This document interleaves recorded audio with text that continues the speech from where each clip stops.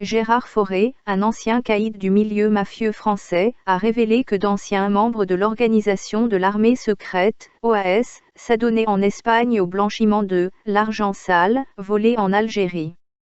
C'était la période du retour des pieds noirs et la situation était difficile, affirme le fils du médecin confident du roi du Maroc Mohamed V, dans une interview à Radio France Internationale, RFI.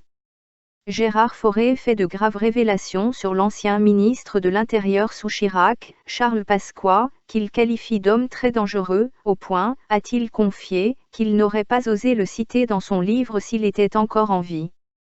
Pasqua était un diable, a-t-il insisté, ajoutant que c'était l'homme le plus dangereux de France.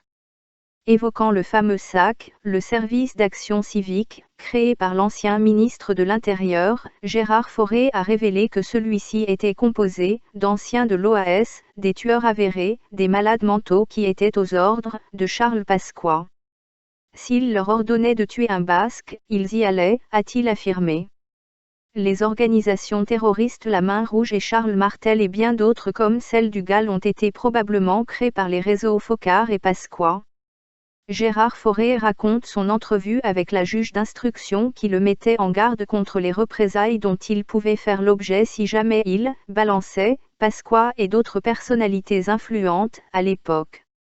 Attention à ce que vous dites, vous avez été vous-même un membre du SAC et vous savez de quoi sont capables ces gens-là, l'aurait-elle averti. L'ancien brigand rapporte également les propos menaçants que lui aurait tenus Charles Pasqua, n'oublie pas qu'on t'a fait sortir de prison en Espagne. Lui aurait-il dit en guise de mise en garde.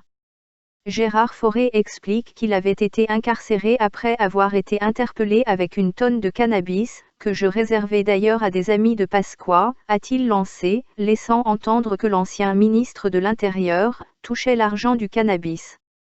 L'ancien gangster, qui activait au Maroc, en Espagne, en France et en Hollande, accuse, par ailleurs, l'ex-roi du Maroc Hassan II d'avoir fait assassiner son père, en promettant de prouver cela dans un livre qu'il publiera plus tard.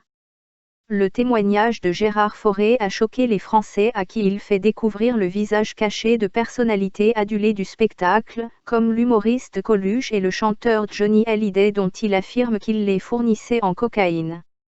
Gérard Fauré jette un pavé dans la mare en évoquant un sujet qui concerne aussi l'Algérie, puisqu'il s'agit de sommes d'argent volées à l'époque de l'AOS puis transférées en Espagne pour y être blanchies à l'aide de journaux de propagande. Est-ce que les généraux Belker, Netzar et d'autres généraux faisaient partie des réseaux Foccart et Pasqua ?